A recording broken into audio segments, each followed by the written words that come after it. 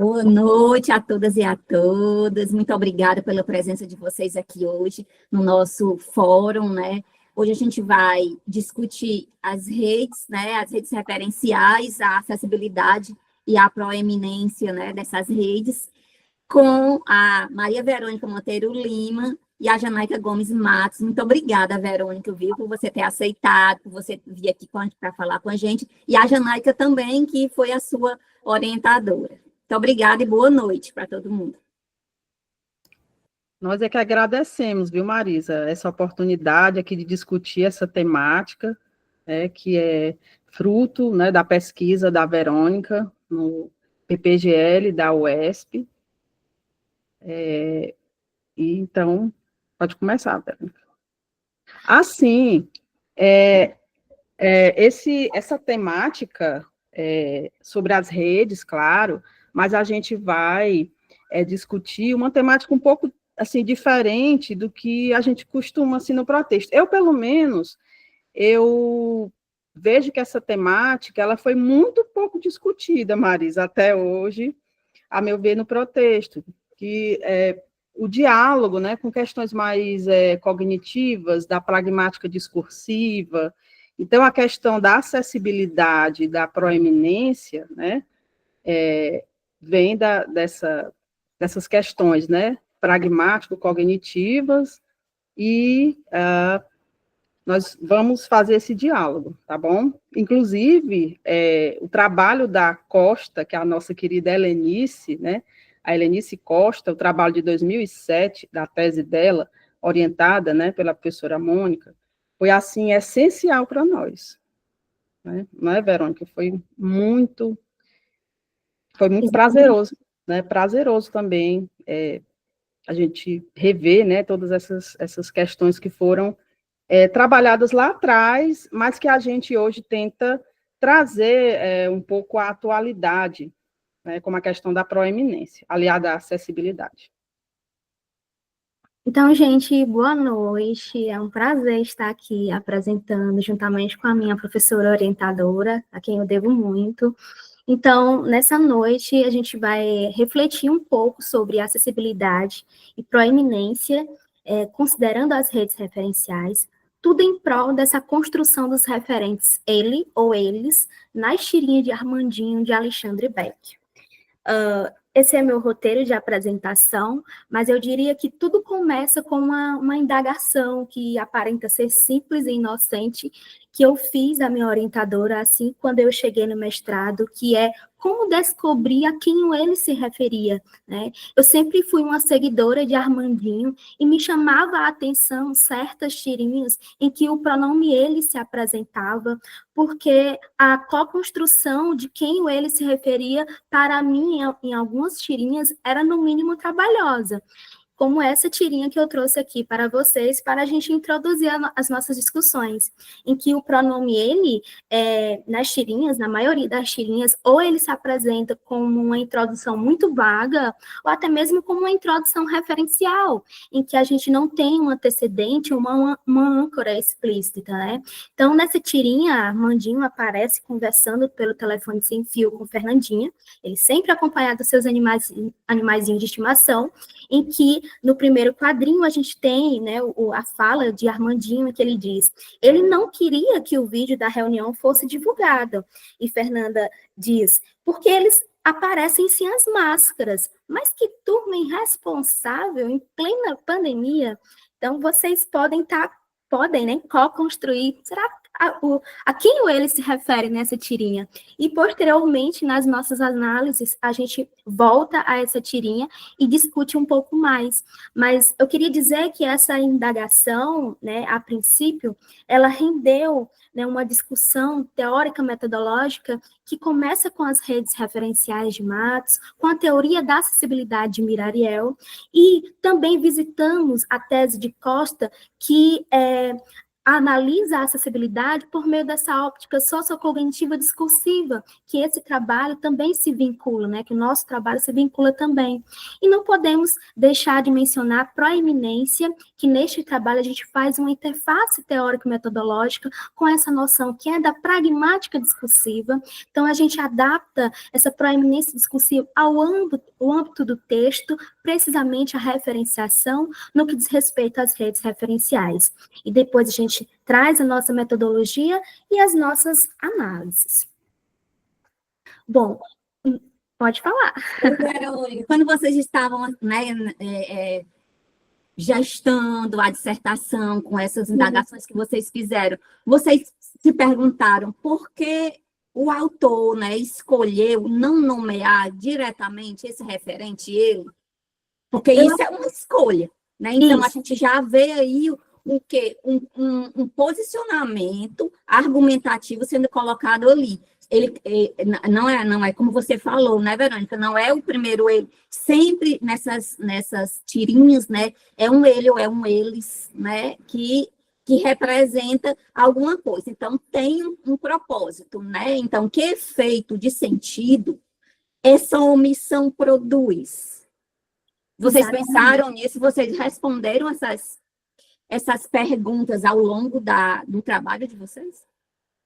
Sim, como eu sou uma seguidora do Armandinho, acompanho ele principalmente no Facebook, né? Mas também ele tem uma página no Instagram. E é como se fosse uma característica linguística, né, dele, no que diz respeito ao posicionamento acerca de algum assunto que tenha repercutido, seja nacionalmente, seja internacionalmente. A gente observa que quando algo repercute assim, a gente pode esperar que no outro dia ou 2 dias depois ele se posiciona ideologicamente a respeito desse assunto por meio de uma tirinha e que, hora ou outra, ele se posiciona, né, ideologicamente por meio do pronome ele, né? Uhum. Então, é uma característica mesmo e é como se fosse, digamos assim, um caráter crítico dele, né? E a gente observa que as pessoas que fazem parte dessa comunidade discursiva, né, que acompanham, né, as postagens, é como se o Beck apostasse no conhecimento de que o leitor vai co-construir a quem ele se refere, né?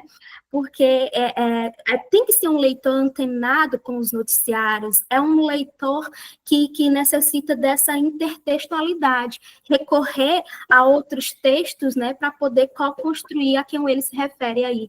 Então, é um posicionamento ideológico e crítico, né, e que ele espera que os seus interlocutores, os seus seguidores acompanhem, né?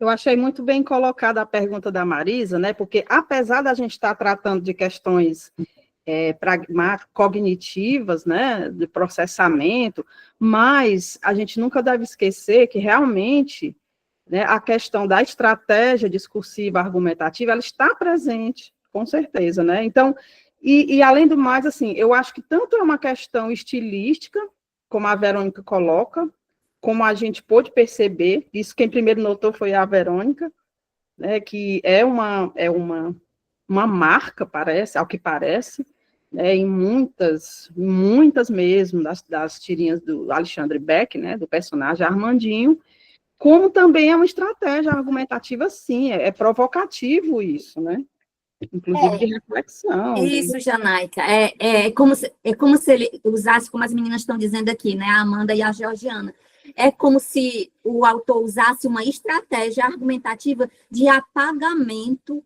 né, de uma certa responsabilidade em relação a quem ele está apontando. Ele está apontando, ele está dizendo que existe um ele, existe um eles ali, entendeu? Então, tem uma figura de autoridade aí que ele está apontando, que ele está fazendo uma crítica, né? Exatamente. E ele não nomeia diretamente. E que ele convida, só um instante, Alena, ele convida o leitor a acessar quem é esse referente indiretamente, então é por meio, né, inferencial, né, e também através da proeminência, porque aí tem uma relevância que ele dá ao referente, né, que através dessa proeminência existe a questão de você conseguir acessar mais rapidamente o referente. Diga, Alena. pensando nisso que vocês estão dizendo, na verdade, a minha pergunta primeira, quando eu vi o roteiro da apresentação, antes mesmo da Marisa falar, é que eu fiquei pensando se o importante era descobrir a quem o ele se referia, ou o efeito de sentido, justamente como a Marisa disse, que é provocado por esse ele aí. E não porque não importa exatamente nesse caso aqui, tá, ao meu ver, no primeiro, não sei se tem uma continuação essa tirinha, ou se tinha uma coisa antes, ou se é só essa tirinha que foi publicada. Se foi só essa tirinha que foi publicada, o que ele quer mostrar aqui, me dá a impressão, é o fato de que existisse alguém não usando máscara e querendo impedir que um vídeo fosse divulgado que mostrasse isso. E esse ele, que pode impedir que um vídeo seja divulgado, provavelmente seja alguém numa posição de autoridade, chefia, né? Então, eu acho que muito mais pensar, identificar simplesmente a quem o ele se refere, mas induzir a gente a pensar nessa figura de autoridade que está sendo criticada aí, né, pelo fato de não querer divulgar o vídeo por não estarem usando a máscara, né? Eu acho que só dizer que é uma estratégia discursiva, argumentativa, não é suficiente, é preciso dizer qual o efeito que tem, né, esse emprego aí, né? Então, realmente, tu tem razão, Janaica, esse ele, embora não identifique nomeadamente a quem se refere, ele coloca em destaque, né? Justamente por ser a não pessoa, né? Por objetivizar, vamos dizer assim, essa figura que a gente infere, pelo menos na minha leitura, eu infiro que seja uma figura de um chefe, de autoridade, que pode... Quem seria? Quem seria? Eu acho que isso é importante, a gente pensar, sim, tudo é uma estratégia discursiva, né? Todas as palavras que são escolhidas, como a Marisa disse, não estão ali à toa, elas têm um efeito, né? E o que é importante é a gente saber que efeitos isso produz, né?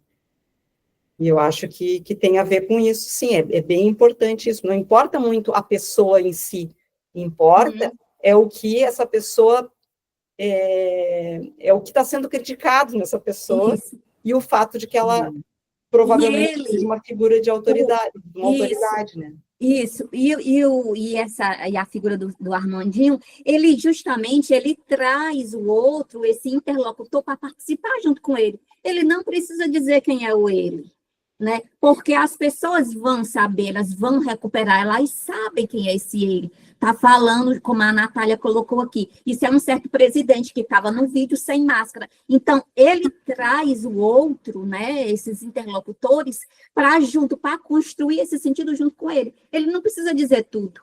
Ele não precisa dar uma introdução. Olha, o presidente... Não, ele coloca ele e todo mundo, né, que participa desse universo cultural, né, político, social, recupera isso.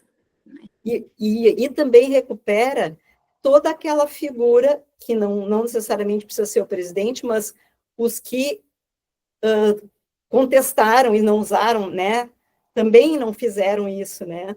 A gente identifica ali aqueles que contrariaram, por exemplo, não só o chefe dele, ou sei lá, o presidente, mas outras pessoas, né, que poderiam estar nesse lugar ali que ele critica, né?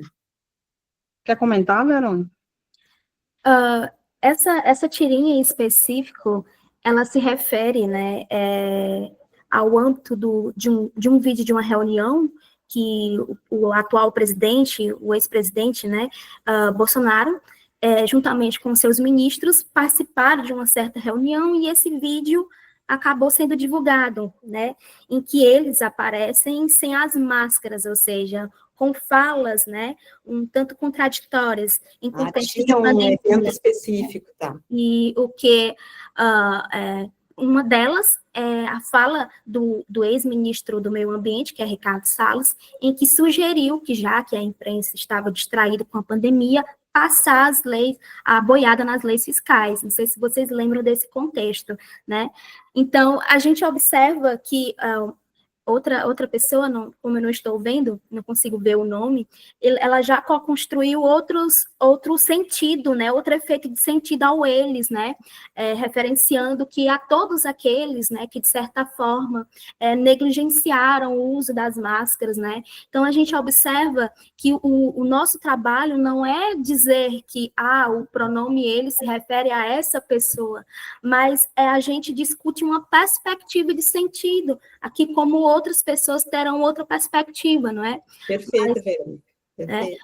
Mas a gente observa, né, que realmente Beck apela para esse conhecimento contextual, principalmente, né, daqueles que vivenciaram aquele momento em que houve a circulação do vídeo, né, pudesse, né, co-construir que poderá se referir a Bolsonaro e aos ministros que estavam ali presentes naquela reunião, ok?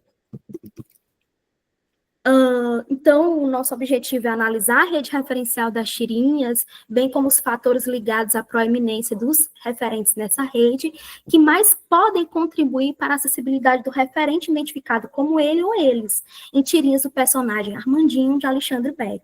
Então, a gente começa com as redes referenciais, que passa a ser, a partir da segunda tendência da referenciação, uma nova abordagem diante das noções tradicionais de cadeias coesivas. A gente lembra de Roncarate, de Halliday Hazan, em que, principalmente Halliday Hazan, que tem aquela ideia mesmo da correferencialidade do âmbito formal, coesivo, semântico, em que há essa ligação, né, fechada, antecedente, anafra, antecedente.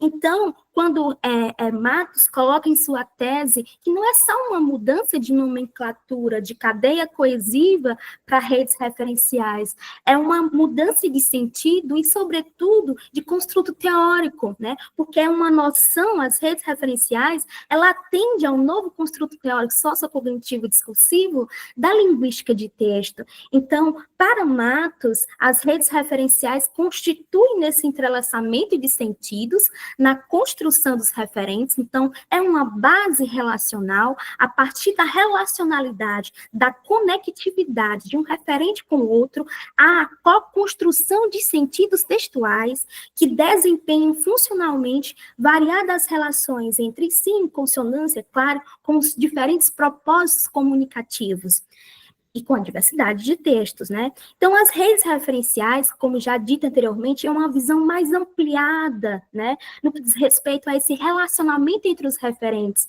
na constituição desses sentidos, né? Que na medida em que há a continuidade de um referente e suas transformações, eles tendem a não ocorrer isoladamente no texto. Isso é bem claro nas redes referenciais. Não é só essa relação entre antecedente e anáfora, né?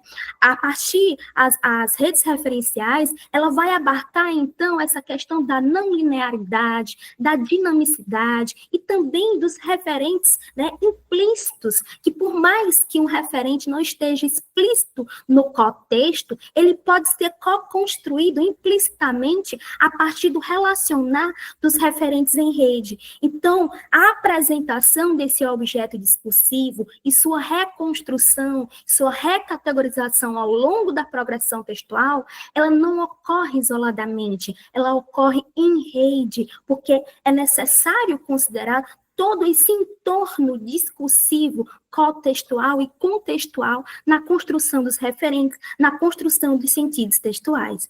Então, Matos postula a ideia de que as redes referenciais são nódulos referenciais ativados pelo contexto, estabelecendo uma série de associações de várias naturezas, funcionando como links.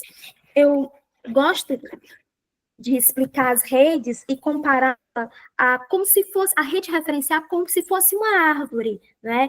Cada folhinha dessa é um referente. seja ele verbal, seja ele imagético, seja ele implícito, né? Assim como cada folhinha está sendo interconectada pelos galhos, né? Então, as redes referenciais, elas estão interconectadas por meio de arestas que podem estar visualmente, se assim o pesquisador assim colocar, mas está na base implícita da rede referencial, quando o Matos coloca que as redes referenciais estão interconectadas. Então, a partir do momento, assim como os galhos levam até as folhinhas, né, a água, os sais minerais, a interconexão por meio dessas arestas entre os referentes, ela nos traz links, ela nos traz informações, ela nos traz conexões, né, entre esses referentes, tudo em prol dessa coerência textual. Se assemelhar a uma árvore, eu não sabia. Mas até que parece, né? Assim, com a rede, essa imagem aí. Então, a gente chega nessa visão de construção referencial, que é a teoria da acessibilidade de Mirariel. Então, para Mirariel, o ponto central da teoria da acessibilidade está na ideia de que as expressões referenciais, né, o referente em si, ele é um marcador de acessibilidade, ou seja, ele sinaliza ao interlocutor a como recuperar da memória a inferência desses referentes. Então, ela se detém nesse marcador em si. E é nessa construção que Ariel ela estipula uma escala de acessibilidade, que quanto menor for a forma referencial, quanto menor for a forma fonológica mesmo do referente, maior será seu grau de acessibilidade. Por exemplo, eu tenho aqui um pronome, o ele, por exemplo. O ele é considerado por Ariel como um marcador de alta acessibilidade, ou seja, o produtor textual, ele só vai colocar esse ele no texto quando inferir que o seu interlocutor recupera facilmente a quem o ele se refere. Então, por isso que, para ela, o pronome ele é de alta acessibilidade. E portanto, esse nome pleno, mais modificador, uma descrição definida mais longa, né? Como é uma descrição, como é uma expressão que traz mais informatividade, então é uma expressão de baixa acessibilidade, ou seja, o produtor textual só vai utilizar essa descrição mais informativa quando interpretar que o seu interlocutor terá mais dificuldade de inferir a quem aquele referente se refere. Então, por isso que ele traz mais informatividade por meio dessa expressão referencial. Mas aí o que acontece, né? Aí tem um porém. Exatamente. Você então, concorda, professora. Né? Uhum. Pode falar. Pronto, eu já ia falar sobre isso, sabe? Tu tá escrevendo na hora, Verônica? Sim. Ai, legal, olha aí como ela tá. E eu vendo essas marcas, eu disse, meu Deus, eu não estava vendo esses vermelhos aí, não. E aí eu acho que porque você está escrevendo, né? Pois é, porque eu já ia falar sobre isso, Verônica. Você explicou muito bem o que são as redes referenciais, né? Proposta pela Janaíque, pela Moniquinha, né? E aí você mesmo colocou que a rede referencial envolve uma relação, né? Entre os referentes que estão interligados, que é dinâmico, né? Que é interacional e argumentativo também. E aí você mostra para a gente a proposta da Ariel da teoria da acessibilidade, que é uma proposta formal, né? Que ela é parte desses referentes que estão ali no contexto, né? Para dizer o que tem maior grau e menor grau, né? De mostração, né? Então, como foi que vocês conjugaram isso? Então, a nosso ver, a princípio, a gente tem que afirmar, né, que a autora, ela é formalista e estática, né, porque ela se detém na forma do marcador em si. Aí, foi a partir dessa escala de acessibilidade que me veio na mente, olhando o que eu estava vendo no contexto da tirinha de Armandinho, que eis a indagação. Será assim, todo contexto de uso, o pronome ele será de alta acessibilidade?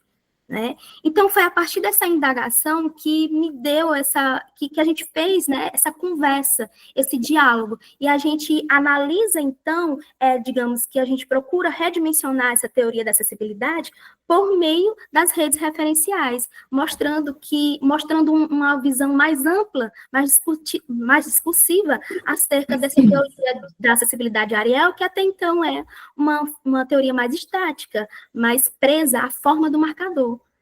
A professora em pode... graus também, né? Isso. O que é mais complicado ainda, Uhum. né?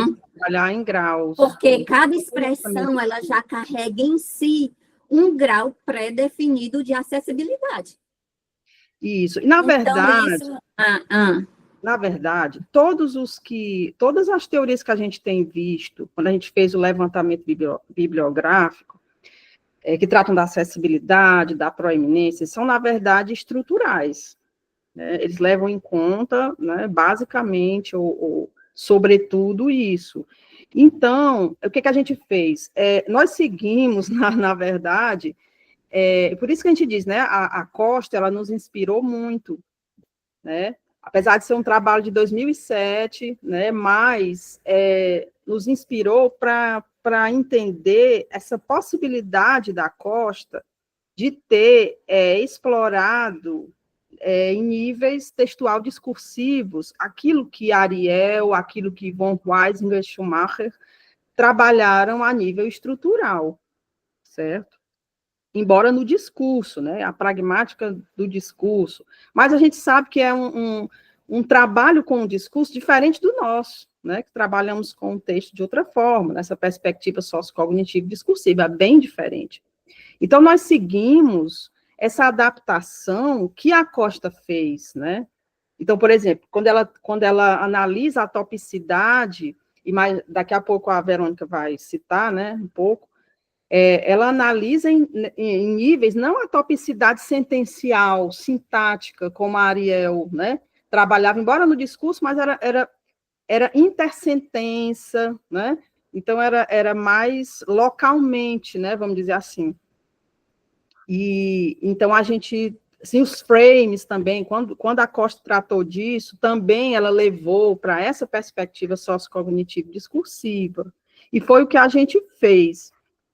Então, assim, mais adiante a gente vai discutir um pouco a questão da proeminência, que seria mais atual, na época de 2007, ao que parece não tinha essa discussão atual da proeminência. Eu, pelo menos, né, pelo que a gente pontuou, esse seria uma discussão mais atual, né, trabalhos mais atuais sobre essa questão, né? Mas, comparando a teoria da acessibilidade Ariel com a da proeminência dos dois alemães, né, lá da Universidade de Colônia, né, na Alemanha, eles estão mais avançados, porque eles já não trabalham com essa noção de escalaridade, e eles trabalham com uma noção, né, embora enfatizando o estrutural, mas trabalham com uma noção mais dinâmica, e leva em conta essa relacionalidade entre os referentes, que é o que eu busco.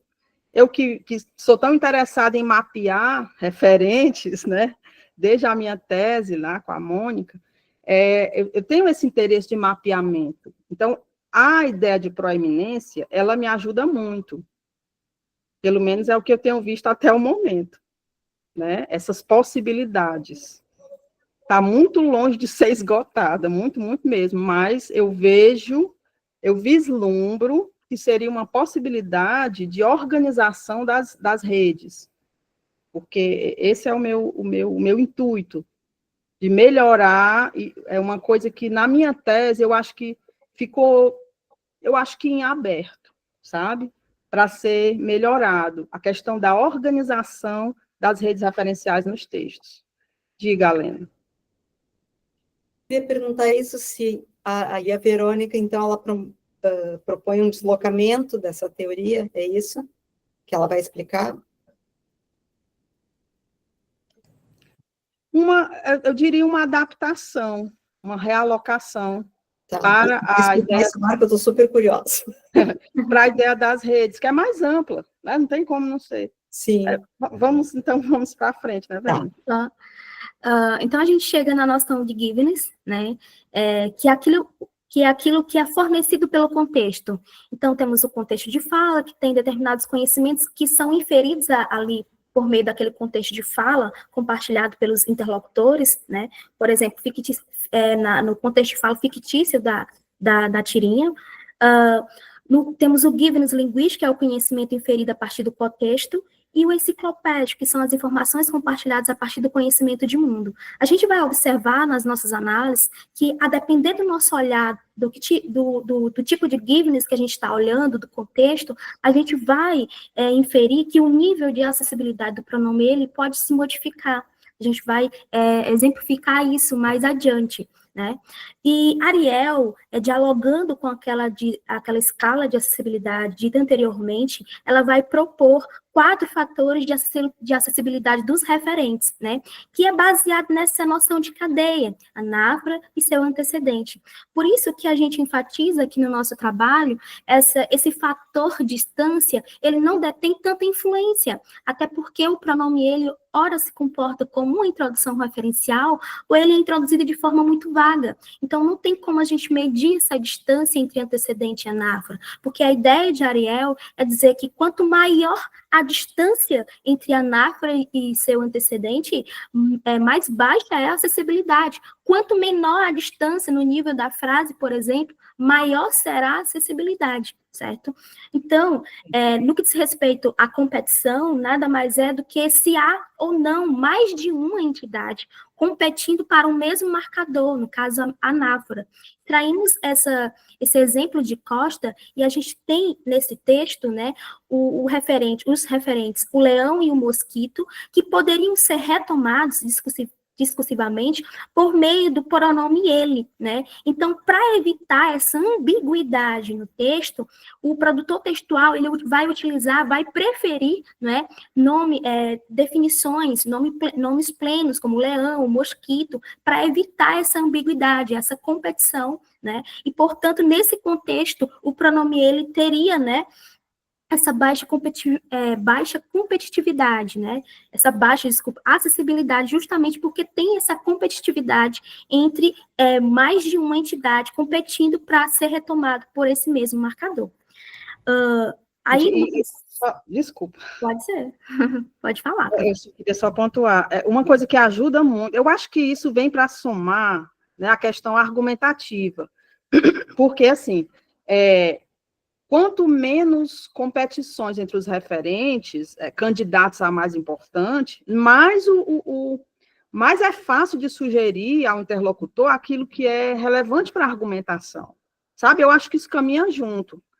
Muito embora esse trabalho, a gente tenha, né, a gente trouxe mais questões, toda essa nomenclatura, esses conceitos mais, né, mais antigos, mais lá de Givon, funcionalista, mas eu acho que isso vem para somar, sabe? Eu acho que isso tem tudo a ver com a argumentação. Então, quanto menor competição, maior acessibilidade, maior sugestão de maior proeminência. E a questão da distância também, quanto menor a distância, maior acessibilidade e também sugere-se a proeminência, né? Mas, como a Verônica falou, a questão da distância não foi muito um fator que nós pudemos analisar muito, não. Esse realmente ficou meio de lado. Aí a gente tem um outro fator, que é a saliência, no que diz respeito ao contexto de fala, a gente pode ter a presença física daquele objeto discursivo, ou pode estar relacionada à entidade ser tópica ou não tópica do texto. Então, esse exemplo, tanto de Costa, né, se parece com um exemplo que Ariel trouxe, em que, se a gente for levar ao pé da letra na escala de acessibilidade, o pronome ele não poderia estar aqui, uma vez que o referente do eles aqui está implicitamente, ele é co-construído na implicitude. Mas, tanto Costa como a própria Ariel também vem enfatizar que o pronome eles aqui, nesse caso, está aqui porque ele está referenciando o tópico discursivo do texto. Então, é um texto que tem como título Boca Aberta e fala o seguinte: quando eu era pequeno, não acreditava em beijo de cinema. Achava que eles não podiam estar se beijando de verdade nos filmes de censura livre. Então, é um referente que retoma, né, que os casais que se beijam, né, os atores que se beijam no cinema. Então, aqui, esse exemplo do porquê o eles está presente nesse contexto é porque ele se refere ao tópico discursivo, né, do texto. Você quer Quer comentar? dizer, nem antecedente aí tem, né? Isso. Está bem implícito a questão, mas pela questão da topicidade, e isso é um dado que a própria Ariel, a Costa também enfatizam, né? Que você não, embora você não tenha um fator, mas você tem outro, né? Ou um fator se sobressai diante do outro, eles interagem, não são fatores isolados.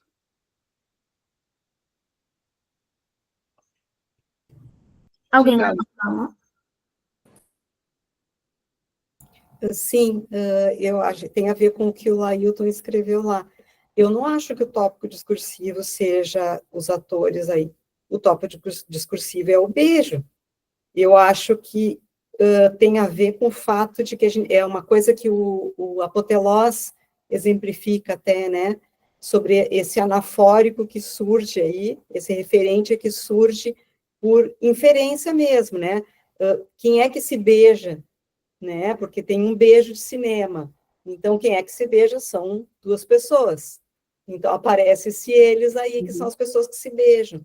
Acho que não tem a ver com o tópico discursivo. O tópico Alena, é eles, né?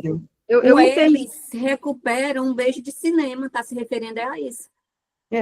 isso, eu entendo e concordo, mas é difícil, pela nossa análise, até pela nossa análise, né, que foi feita na dissertação da Verônica, eu acho que é difícil separar. É difícil separar, porque quando você está Separar o falando... quê? Hã? Separar o quê, Janaica? Separar o agente da ação, entendeu? Então, quem é que beija? São eles. Então, ele está muito próximo desse tópico. Sim. É difícil. E como está em rede, desculpa, como está em rede, sabe?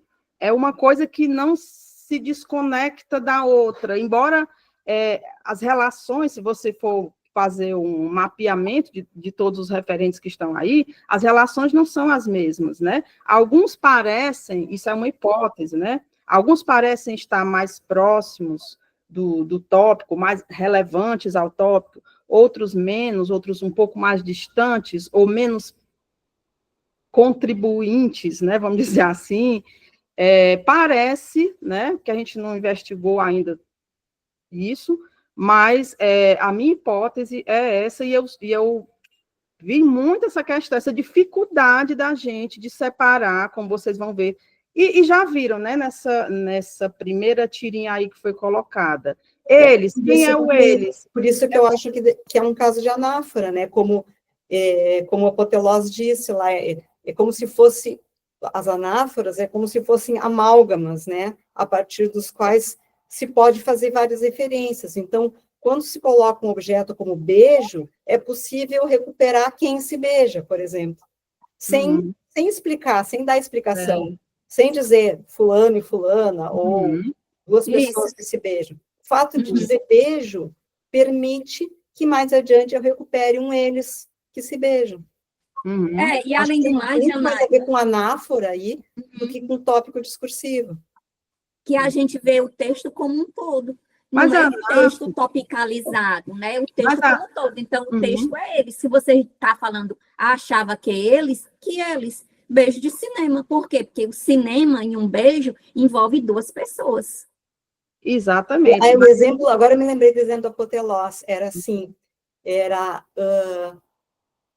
sei lá, a pessoa, o cara foi atendido no hospital, aí a frase seguinte era, eles deram o diagnóstico de que eles quem? Era a equipe médica. Não precisava dizer, Porque, pelo conhecimento compartilhado, a gente sabe que no hospital, uma pessoa que chega e vai ser atendida pela emergência vai ser examinado por médicos, sei lá, paramédicos, pela equipe, né, do hospital. Então, tinha esse eles depois, né, porque É a anáfora.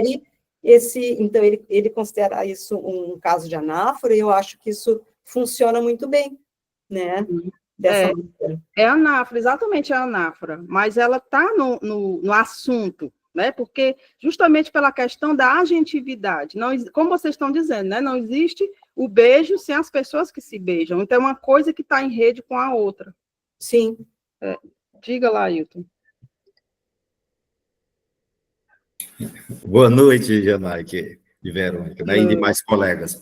Eu também concordo com a Alena e com a Marisa, ou Janaica, de que, de fato, ele retoma beijo de cinema, né, que seria exatamente o caso de anáfora indireta, que você teria essa âncora, né, que você poderia estabelecer.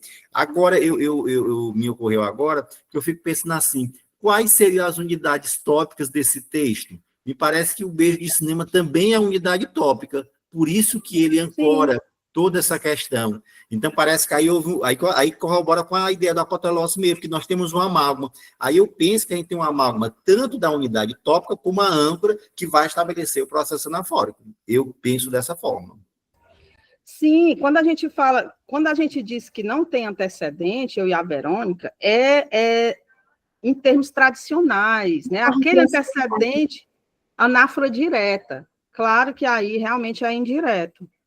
E nós pegamos esse exemplo porque foi explicado da Costa, né? Foi a Helenice que explicou dessa maneira, pegou esse exemplo e explicou dessa maneira. Então, nós interpretamos, né, pelo que ela disse, que foi isso que ela quis dizer, né? Que o eles, né, tá na centralidade da coisa, porque eles são os agentes. Inclusive, a agentividade é um fator que está ali pertinho da topicidade, nos estudos, né, da acessibilidade, da proeminência. Ele é um fator gramatical, né, a questão, quando o agente é sujeito também, né, quando ele não é o paciente das ações, ele é o sujeito, ele é o agente, ele é o tópico, pronto, aí você juntou 3 fatores que dão relevância a um referente.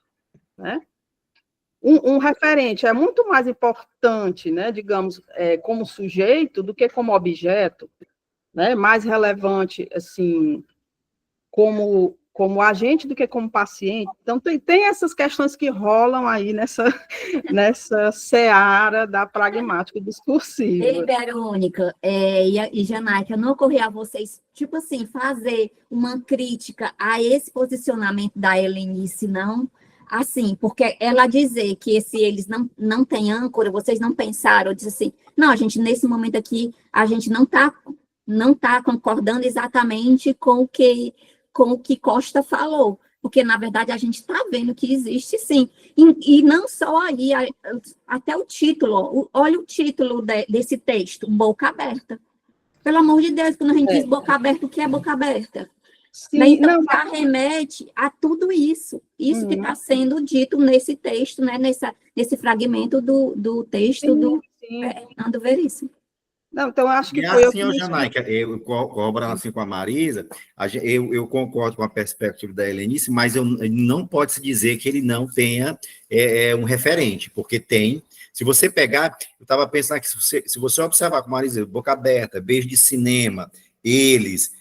beijando de verdade, filmes, você pode fazer um encadeamento, aí vai funcionar a questão das redes, entendeu? Porque você vai observando, todos eles estão estabelecidos com os antecedentes. E aí, como a Alena colocou, é um processo inferencial muito grande, que todos vão corroborar para que você pudesse compreender eles. E aí é um caso típico de anáfora indireta. Daí não dá para pensar que eles não têm antecedentes. É preciso dizer isso. Sim. Acho que era importante fazer essa crítica mesmo com a Helenice, né? Com a tese da Helenice. Não, você está coberto de razão. Eu acho que eu que não me fiz, ou a Verônica, que não nos fizemos entender. Mais uma vez, eu digo, não tem a ancoragem como anáfora direta. A Helenice, na verdade, agora eu vou defender aqui a Helenice, porque Porque, na verdade, ela foi se reportar, e até também uma maneira de fazer uma crítica à própria Ariel, porque a Ariel é que se colocava dessa maneira, né? Não tem antecedente, porque como é que é a relação clássica, né, anafórica?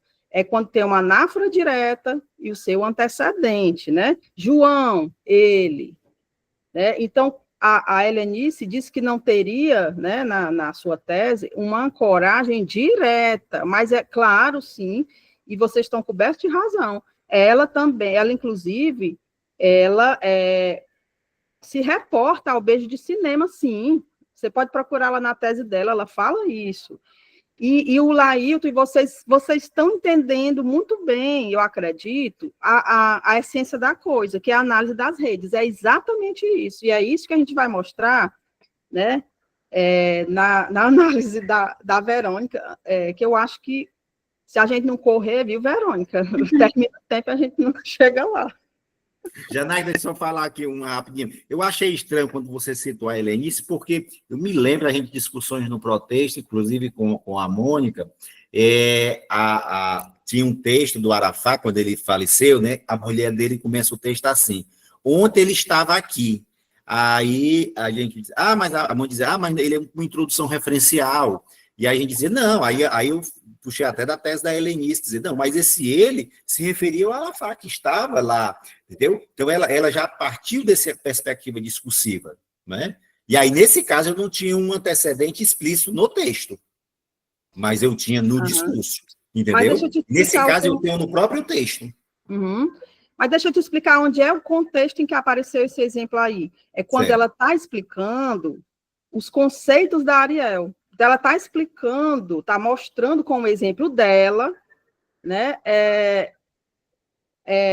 heterogeneamente, né, na polifonia, né, ela está se remetendo à explicação de Ariel sobre a questão da topicidade, como Ariel iria tratar dessa questão, né? E a Ariel, ela percebe que existem casos assim, que ela chamou de insólitos, né? Quando aparece justamente esse ele aí, que não tem assim uma âncora direta, ou que é vaga, né?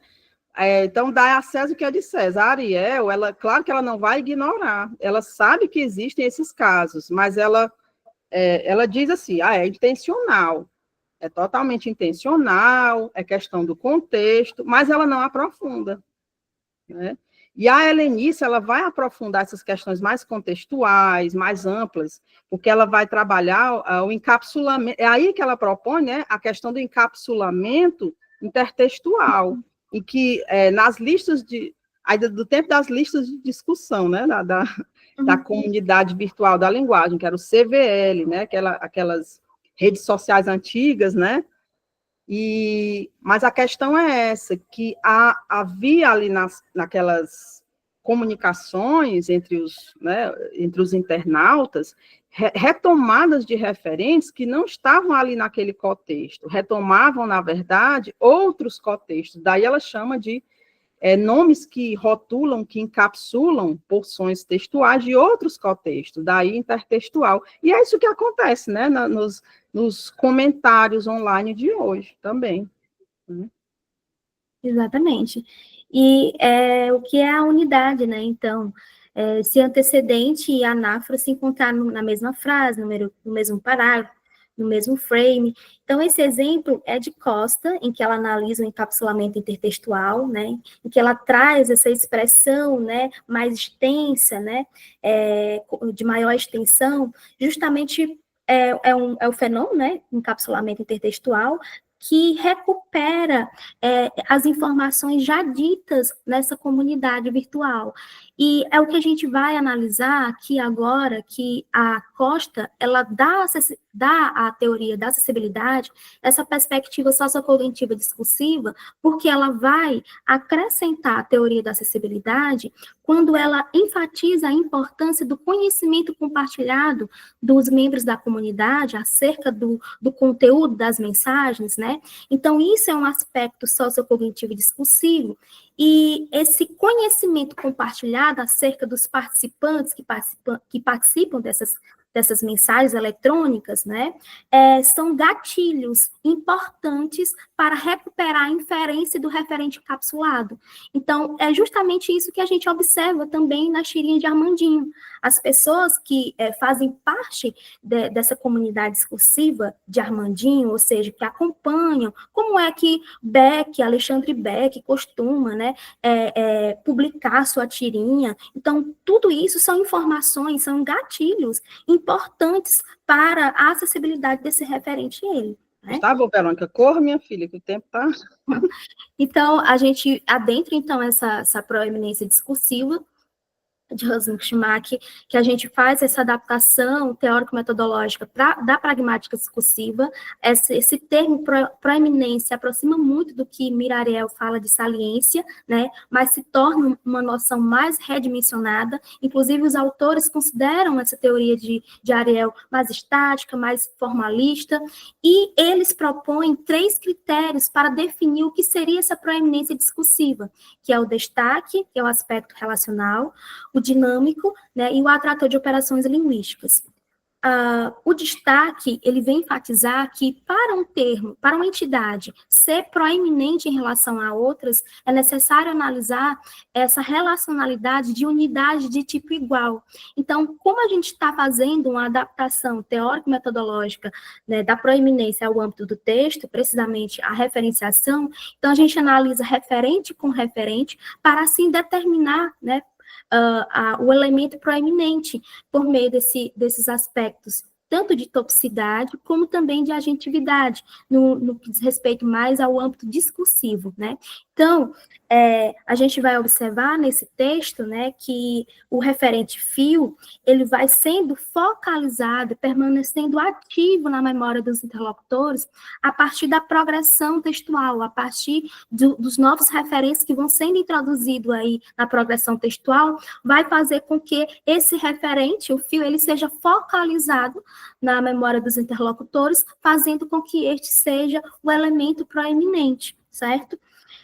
Ou seja, aquele referente sobre o qual, por exemplo, eu desejo argumentar, né? Então, é o foco da minha argumentação, é o foco do meu propósito, então, né? Então, tem essas questões.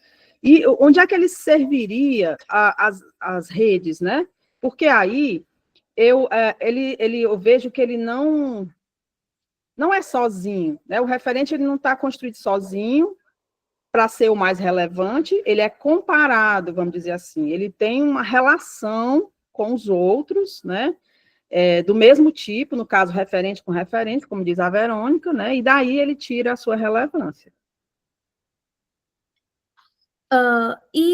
A proeminência, ela é dinâmica, porque ela pode mudar com o avanço do discurso. Então, a gente tem um referente até então proeminente, por exemplo, referente A, mas que no decorrer do discurso, né, outros referentes vão entrando nesse discurso e passam a ser proeminente. Então, o referente A, até então proeminente, cede proeminência a outro referente, a depender da progressão textual. É o que a gente observa aqui nesse texto extraído dos autores. Os grifos são deles, a explicação também. Então, eles falam que a introdução referencial, primeiramente, do violoncelista, né? Depois, a introdução do outro referente, o crítico, que passa a ser, então, focalizado no decorrer da progressão textual, né? Porque, na visão dos autores, este pronome demonstrativo, né, ele tem esse poder prospectivo, né, de deixar ativo esse elemento anterior, né, que no caso seria o crítico. E lá no exemplo B, a gente já tem essa mudança de proeminência, né? O crítico, que era proeminente no exemplo A, cede proeminência ao referente violoncelista, né, no decorrer da progressão textual, né? Você quer comentar, professora? Só, assim, com relação a esses marcadores, né? Este como um deítico, né? Pronome demonstrativo deítico, que, segundo a pragmática discursiva, ele tem esse poder, um potencial preditivo. Ele é capaz de reorientar a atenção do interlocutor para algo, assim, para um referente que não estava muito proeminente. Como se fosse assim, eu não estava falando sobre isso, eu estou apresentando mais de um referente, todo mundo vai pensar que eu vou falar do primeiro referente, que normalmente é o que acontece, mas eu não vou falar sobre o primeiro, eu quero enfatizar o segundo. Então, eu vou usar um deítico e dizer, estou falando desse aqui. Então, ele tem um potencial, né, que em inglês eles chamam de forward-looking potential, que é justamente esse poder de, né, reorientar e, assim, predizer, o interlocutor predizer que dali para frente, o mais importante, né, o foco vai ser sobre, no caso aí, o crítico, e não sobre o primeiro, o violoncelista. E, no caso, o pronome pessoal, segundo eles, né, Hausinger e Schumacher, seria mais um backward-looking function, né? Ou seja, um olhar para trás, um potencial mais retrospectivo. Ele quer manter, pronto, seria mais uma manutenção do tópico, né? Que é o primeiro. Ele não vai falar do crítico, que é o segundo, ele vai manter o primeiro, que geralmente o primeiro, né, a introdução referencial, né, primeira, em grande parte, ou comumente, né, seria o mais relevante. Pode passar. E o último critério seria a proeminência como um atrator de operações linguísticas, né? Então, os autores enfatizam que um elemento proeminente, ele tende a ter maior acessibilidade e, portanto, a probabilidade dele ter a sua continuidade na progressão textual é maior, né? E também um elemento proeminente, ele pode servir de âncora para outras proposições. É o caso deste exemplo, em que os autores, né, enfatizam que esse referente, o ROM, ele vai sendo focalizado, né, no decorrer da progressão textual, seja pela anafra, o nadador, o atleta, o próprio ele, né, ele vai sendo focalizado, portanto, é o referente de maior acessibilidade, por ser o elemento de maior proeminência, e também é uma âncora, serve como uma âncora para as outras proposições, ou seja, quem é o nadador, né? Quem é o atleta? Quem é o ele, né? Quem é que se lembrou das Olimpíadas no Rio de Janeiro, né? Quem foi apresentado pelo remador? Então, o elemento proeminente, ele tem este fator, né, de servir como âncora para as demais entidades. E o mais interessante é que a gente pode pensar isso em termos de recategorização, sim, porque o mais proeminente, a lógica, é até uma questão de lógica, o mais relevante no texto é o que mais tende a sofrer mais recategorizações, pelo menos mais recategorizações relevantes, né?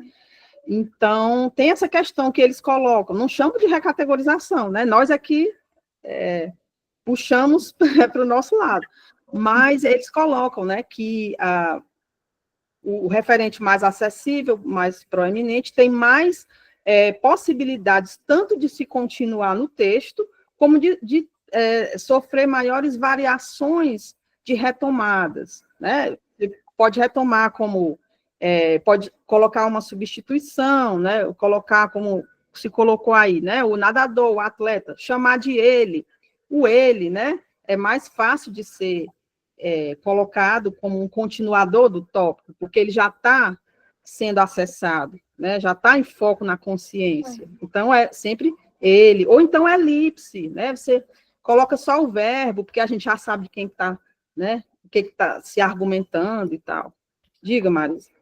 Ei, Janaica e Verônica, vocês fizeram alguma atualização dessa proposta, né, dessa teoria da acessibilidade da Ariel, para vocês aplicarem isso, Janaica, por exemplo, ao que você propôs na sua tese, que das redes referenciais?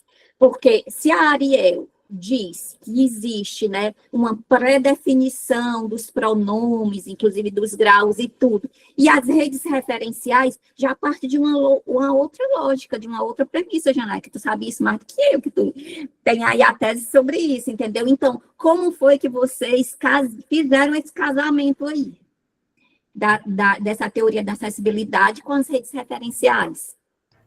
Quer falar, Verônica? Eu acho que as redes referenciais vêm mostrar justamente o contrário do que propõe a Ariel, né? Que a Ariel, ela se prende muito ao marcador. E a gente vem falar que tudo é relacional, né? É a base das redes referenciais. Então, a co-construção de sentidos está no entrelaçar dos referentes em rede, e não na expressão referencial em si.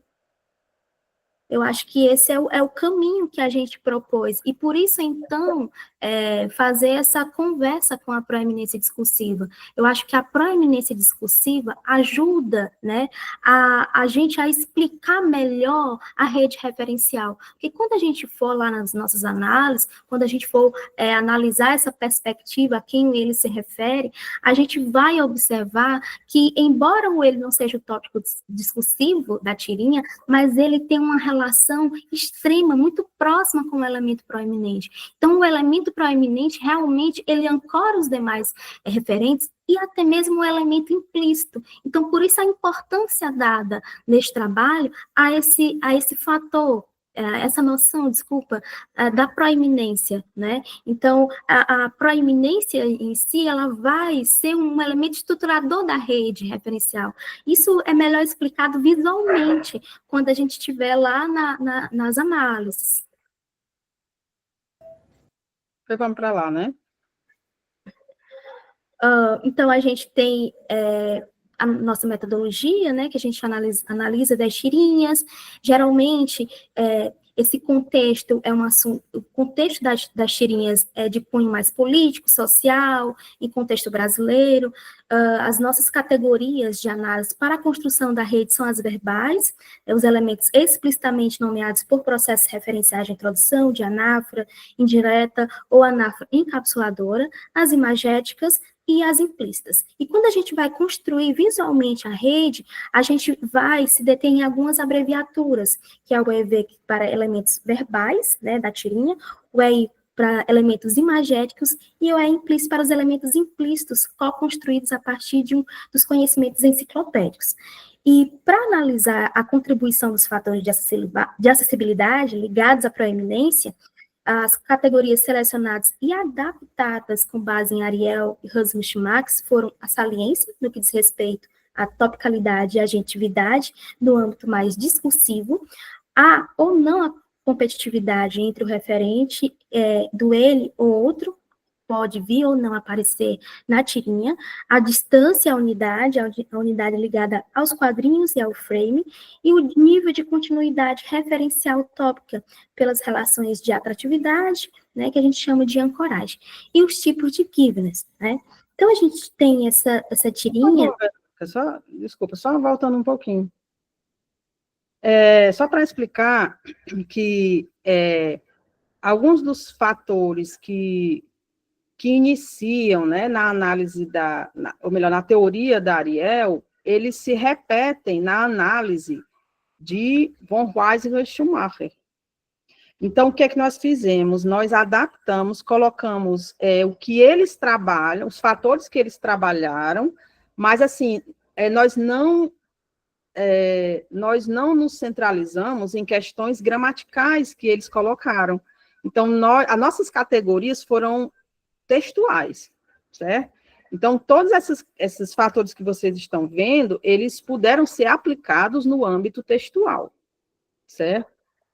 E realmente, assim, adaptados, como a Costa adaptou, né? A agentividade, a topicidade, não é a da sentença, é em termos globais no discurso, né? Certo? Então, é isso. Então, a gente tem essa tirinha, né, em que Armandinho fala, é uma conversa, um diálogo com o seu pai, em que ele fala primeiramente, no primeiro quadrinho, dá para sentar, mas deitar não.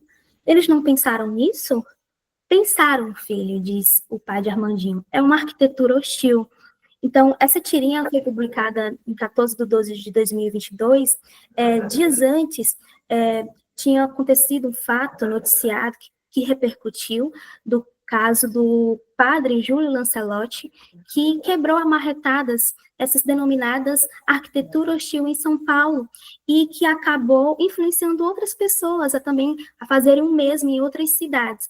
Então, Armandinho publica, né, essa tirinha, em referência, né, todo esse contexto intertextual, e a gente observa, quando a gente foi montar a rede, né, a gente observa que esse referente banco, ele é introduzido elipticamente por meio dessa expressão textual em rede, que é dá para sentar, mas deitar não, né? E posteriormente ele vai sendo recategorizado, seja de forma imagética, né, seja pela própria expressão arquitetura hostil, né, imagética com banco com divisória ao meio, mas como a gente tem essa visão mais ampliada, a gente pode dizer que essa recategorização também ocorre até mesmo pela expressão referencial de inconformidade de Armandinho, que tenta deitar no banco de praça, mas não consegue, né? Então, a gente observa que nessa tirinha, a gente não está diante de somente um referente implícito, no caso do eles, mas também mais dois, porque é quem manda fazer esse tipo de arquitetura, mas também quem são os mais afetados, né? E isso também retoma, né, a questão do padre Júlio Lancelotti, que é um sacerdote, né, que busca, né, que enfatiza esses direitos sociais, principalmente dos direitos, né, sociais dos moradores de rua, né? Então, a gente pode co-construir uma perspectiva a quem ele se refere, justamente nesse contexto sociocognitivo, né, que a partir desses elementos contextuais a gente pode acionar links, né, e também no frame de arquitetura urbana, né, em que geralmente tem uma pessoa que manda fazer isso, que tem o aval, que pode ou não pode fazer no que diz respeito a essa arquitetura urbana. Então, geralmente, quem manda fazer isso são as pessoas que ocupam um cargo no poder executivo, no caso, os governantes, né? Então, eles poderia ser co-construído, né, a partir dos governantes, o eles poderia ser os governantes, né? E as pessoas mais afetadas poderiam ser, né, os moradores de rua, né, que utilizam essas arquiteturas, né, como uma forma de descansar. O banco, por exemplo, pode ser o utensílio mais próximo de cama que eles possuem, né? Então, uma arquitetura dessa, com uma divisão dessa, inviabiliza esses moradores de rua de usufruir esse tipo de arquitetura, né? Que foi recategorizada no texto como arquitetura hostil. Então, quando a gente observa a rede referencial, a gente enfatiza, pelo relacionados referentes em rede, que o referente banco, ele se torna o tópico discursivo do texto, porque ele vai sendo ativado durante a progressão do texto, né, pelos outros referentes, e até mesmo pelo próprio referente implícito eles. Então, no que diz respeito à proeminência, à acessibilidade, né, por o banco ser o elemento proeminente, então ele terá maior acessibilidade. E o referente implícito, do qual a gente busca co-construir, ele é menos acessível que o referente banco na tirinha em questão, dado que não ocupa o papel de referente proeminente, embora ele tenha uma relação direta com o referente saliente da tirinha. E isso é confirmado por essa relação de agentividade, uma vez que são os governantes, o agente discursivo, né, que são os responsáveis por autorizarem ou não esse tipo de arquitetura hostil. No que diz respeito, quando a gente analisa esse fator referente à competitividade, quando a gente vai analisar se há ou não outro referente que também pudesse ser retomado pelo pronome eles, a gente observa que não há outro referente, por isso uma baixa competitividade. O referente tem que fazer, né? O referente direto, tá, Isso, gente? exatamente. Não tem introdução, os governantes, para ser retomado como eles, né? Mas tem todo, como vocês viram, né? Tem todo um emaranhado de referentes que ajudam a construir, né? tem uma ancoragem aí para todo lado. Isso. Então, essa baixa competitividade vai conferir ao pronome uma alta acessibilidade, digamos, né? No que diz respeito à distância, o eles, ele é uma introdução referencial, portanto, sem antecedente. Então, não tem como a gente medir essa distância entre antecedente e anáfora, né? E no que diz respeito ao fator unidade, a gente observa pela a própria agentividade, né, que o eles ele se encontra no mesmo frame dos demais referentes, né, porque é o eles que manda, né, fazer esse tipo de arquitetura hostil que afeta os moradores de rua, que impede Armandinho de deitar e somente sentar, que faz com que a Armandinha tenha, né, essa expressão de inconformidade. E no nível de continuidade tópica, a gente observa, né, pelo banco ser o referente de maior proeminência, né, portanto, está mais evidente, mais saliente, ele serve de âncora para os demais referentes, inclusive para o referente implícito, eles, né, e isso é perceptível pelo movimento de ancoragem, né, por meio dessas arestas. A gente observa que todos esses referentes, direta ou indiretamente, se ligam ao elemento proeminente. Então, o elemento proeminente, ele ancora os referentes que aqui estão, inclusive a inferência implícita a quem eles se refere, que no caso é os governantes, né?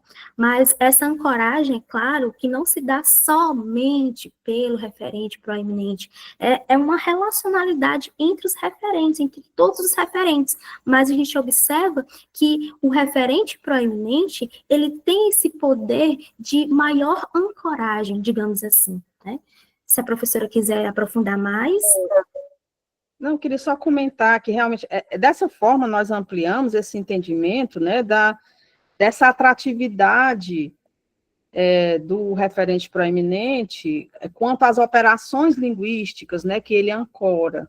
E é uma atratividade que é bastante ampliada com relação ao que von Weizsäcker e Schumacher, os dois alemães, né, lá pensaram, porque eles pensam em ter, a influência deles ainda é muito a de Talmy-Gibbon, né, a continuidade tópica referencial de que eles falam ainda é do tipo linear, é correferencial, né, e que se presta muito bem aos objetivos de estudo que eles têm, né, que é analisar como é que as pessoas fazem esse processamento dos referentes em tempo real, que não é o nosso caso aqui da linguística textual, né, que é uma análise documental e tudo mais. Mas, assim, nesse quesito, né, do que a gente pode ler, interpretar como proeminência dentro dos textos que nós avaliamos, eu acho que isso é possível, né, e é como eles dizem, eu concordo com os dois autores, quando eles dizem que essa atratividade aí do referente, que a gente pode, né, a gente tentou fazer aí visualmente, realmente ela é o cerne da estruturação funcional da proeminência. Eu achei muito interessante isso, assim, muito relevante mesmo, porque dá para a gente, né, é possível, a gente vislumbrou aí essa possibilidade de montar isso em rede, de ver realmente como é que isso acontece. Isso aí não foi nós que, nós vamos colocar o banco aqui para depois montar os outros. Não foi, a gente colocou conforme foram sendo alocados os referentes dentro da progressão referencial. Então, isso aí é o resultado de uma análise que nós fizemos em termos de ancoragem. Qual foi o primeiro referente, né? Foi esse. Qual foi o segundo? Foi esse. Então, essas setas aí estão saindo em direção aos elementos nos quais eles se ancoram. Né? Foi fácil? Não foi fácil, né? Mas a gente, né, tentou fazer dessa forma e vimos que existe realmente algo que que parece ser hierarquicamente superior aos outros, né? Que está no centro aí dessa argumentação, o foco da argumentação. Diga, Maria. Eu fiquei pensando, Janaíta, depois dessa tua fala aí, como foi que vocês fizeram, né, essa montagem dessa rede, mas para mim parece que ficou sendo mais do que você foi mais para o lado de uma cadeia referencial do que propriamente da rede referencial que a gente conhece e que a gente adotou no protexto, né? Porque você fala dos referentes que estão ali colocados. Enquanto quando a gente fala de rede referencial, a gente está falando, como a Verônica colocou no início, é uma dinamicidade, né, ali dos referentes e dos sentidos que estão construídos ali, que muitas vezes não dá para dizer, isso aqui vai ser colocado dessa forma aqui, vamos falar do banco, o tópico como banco. Será que realmente o tópico, o banco seria o tópico central disso aí? Ou não? Isso aí foi uma escolha também de vocês, né? Vocês, enquanto analistas, que colocaram o banco como sendo um tópico, não é isso? Mas é como eu estou dizendo, né? A Verônica analisou, né? E eu acompanhei, conforme o andamento da progressão referencial. Qual é a primeira frase? É claro que tem a questão não linear e imagética, né? Que nós também não deixamos de lado, que é o Armandinho, que é quem é o enunciador, né? Mas a questão, e tentamos alinhar o imagético com o verbal. Qual é a primeira frase que é dita? Não, dá para sentar, mas deitar não. Então, foi o primeiro que nós alocamos como introdução referencial, né, em termos verbais, e nós fomos alinhando conforme os referentes foram entrando.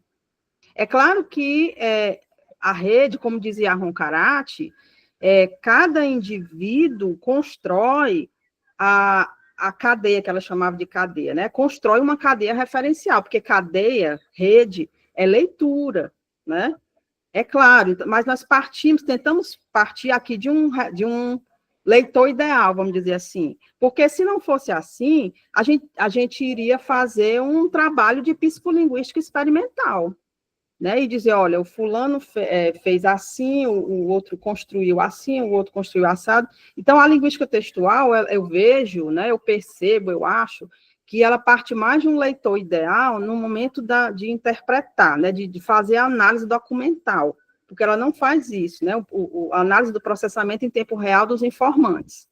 Né? Então, ela já traz uma coisa sintetizada, né? Fechada naquela interpretação, né? Que pretende ser a mais próxima, né? A mais consensual possível. E a gente tentou, Marisa, trazer a maior dinamicidade possível. Eu sei que essa é uma tentativa de visualização que eu já tinha feito na minha tese, mas com outro gênero, né, que não é igual a esse, foi nota jornalística, e é o que a gente conseguiu fazer nesse gênero tirinha, né, que é multimodal, né, tem todas essas implicitudes e tudo mais, tá? Mas a dinamicidade a gente tentou captar, sim, mas a partir dessas ancoragens, né? Certo? Mas, assim, é claro que isso está aberto, vai ser, né? Deve ser novamente investigado, aprimorado, porque se a gente não tomar cuidado, né? E essa foi a grande crítica que sofreram as outras pessoas, né, os outros pesquisadores que tentaram analisar as cadeias, inclusive a Ron Karate, né, que tentou fazer uma análise, né, das cadeias e ficou engessado, né, foi criticado por ser engessado, ela mesma, né, falava disso, né, desse problema, né, do engessamento. Mas, assim, dentro do possível, a gente tentou captar essa dinamicidade a partir dessas ancoragens, tá? Em que ela em cada entrada referencial, onde ela ia se ancorando. E a gente teve como resultado isso daí, certo? É claro que se você quiser também tentar fazer um outro estudo que capte, por exemplo, a relação intertextual, que é o que não foi feito aí, né, também poderia ser feito, né? Tem muito pano para manga, isso aí é só o começo, é só o comecinho mesmo. Diga, Alena, Mário, Alena. Janaica e Verônica, eu acho, assim, em parte eu concordo com a Marisa, E tem duas coisas, tem mais uma coisa que eu não concordo contigo agora, quando tu falaste, né, que, bom, eu concordo com a Marisa quando ela diz que talvez não seja banco o referente, né, eu acho que não é também, eu acho que se a gente pensar no todo interpretativo do texto, a gente pensar no intuito, no viés argumentativo do texto, a gente vai ver que banco, na verdade, tem uma relevância mínima. O que emerge, o objeto que emerge, mesmo no primeiro quadrinho ali, quando ele diz não dá para sentar, mas não dá para deitar, é o fato dele ser hostil, dele ser incômodo, o que foi feito no banco, e não exatamente o banco. Então, eu acho que... E a outra coisa que tem a ver com isso, porque tu pode argumentar e dizer, não, mas essa é uma interpretação e a gente propõe um leitor ideal. Eu acho que a linguística textual não faz isso. Não existe leitor ideal para a linguística textual. Isso é uma coisa do cognitivismo, né? É uma coisa lá que remete um pouco a Chomsky, inclusive, né? Essa coisa de leitor ideal. O que eu acho que a gente faz quando a gente propõe uma interpretação de um texto é mostrar possibilidades, né, dentro daquelas categorias de análise que a gente está se propondo. Então, claro, eu poderia dizer, numa proposta de análise, que banco aí tem uma relevância, mas eu acho que é difícil de sustentar até o fim, porque, na verdade, a gente vai vendo que a importância, mesmo que a gente pense em banco naquele primeiro quadrinho, a gente imediatamente vai ver que o banco não é a coisa mais importante, né? A importância está naquilo que autoridades fizeram para evitar que o banco fosse usado, né, por pessoas que talvez tenham ali, como disse bem a Verônica, um lugar como repouso. Então, eu acho assim, não dá, em primeiro lugar, não se pode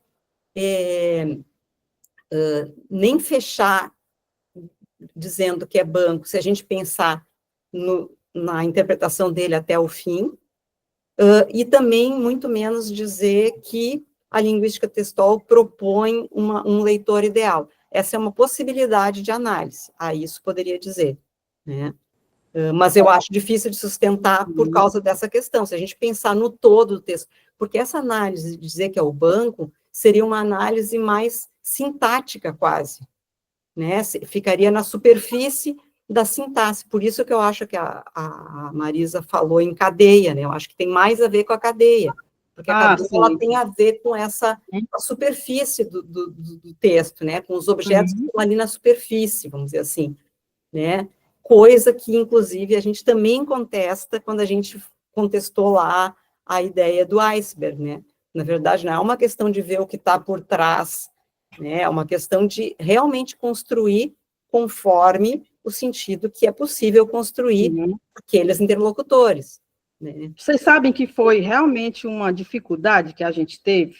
Eu imagino. Na hora de interpretar, eu chamei de, né, faça a meia-culpa, não seria um leitor ideal, né, mas vamos dizer, como vocês disseram, né, uma possibilidade de análise, né? Sim. Nós mostramos, nessa nossa ótica, essa possibilidade de análise.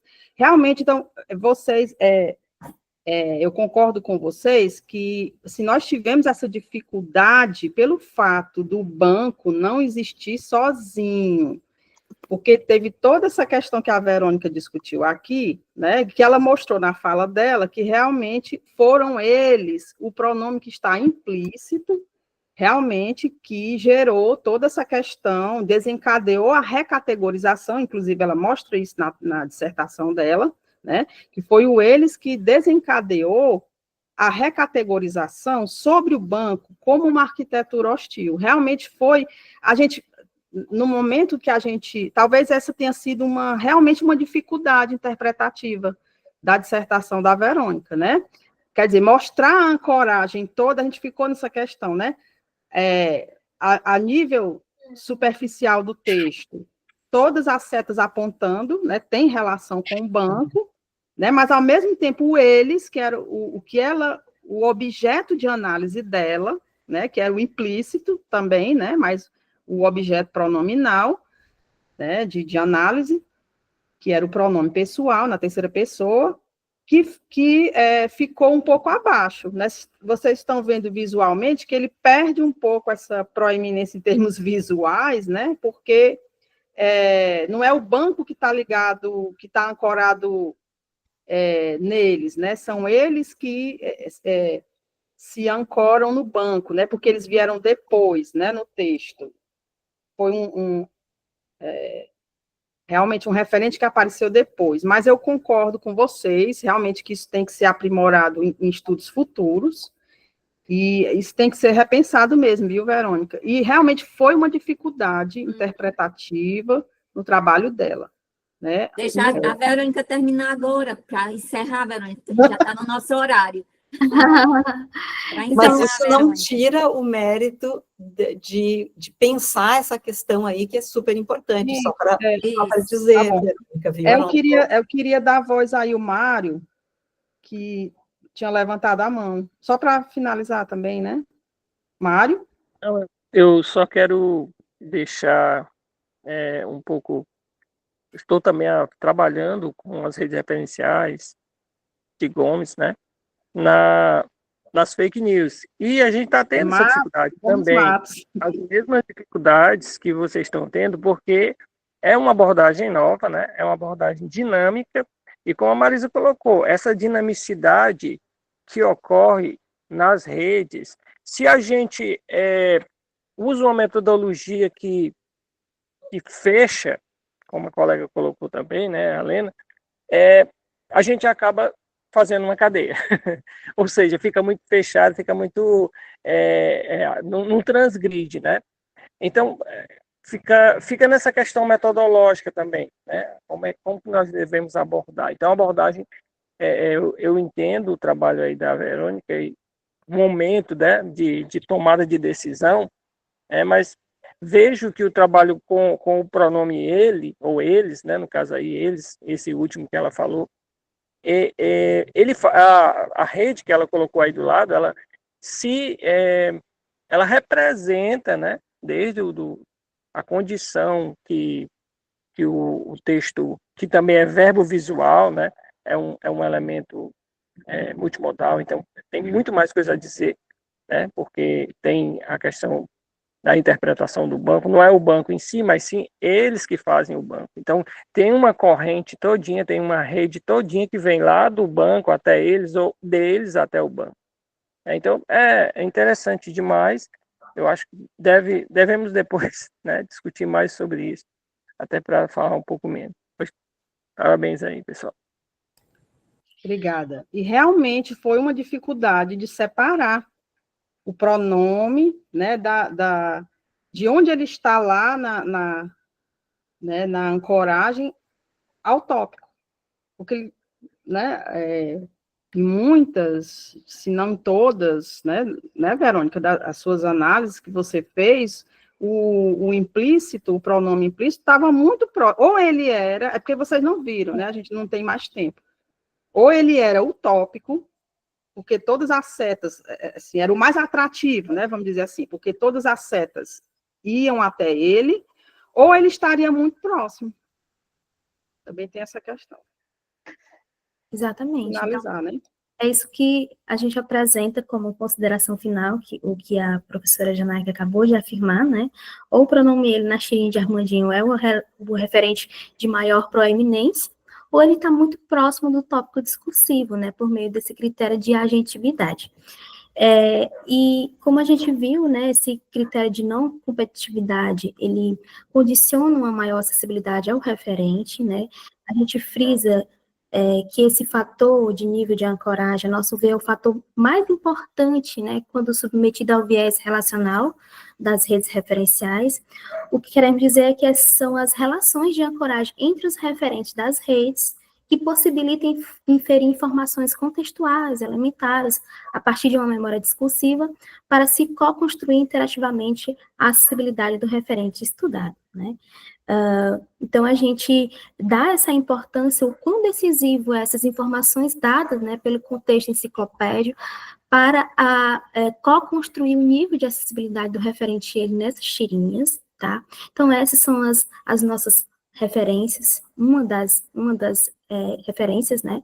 E a gente dedicou essa dissertação à professora Mônica Cavalcante. Não tive a oportunidade de conhecê-la pessoalmente, eu ouço muito falar, muito tempo dela, e convivo com pessoas que conviveram diretamente com o Cavalcante. Então, a partir dessas pessoas, né, que eu admiro muito, que é o professor Franklin, a professora Janai, a professora Moniz Lima, né? Então, para mim, a Mônica é um sinônimo de vitalidade, lealdade, energia positiva, e, portanto, né, como afirma o Franklin, é uma flor de girassol. Então, muito obrigada por todas as interlocuções que vocês fizeram.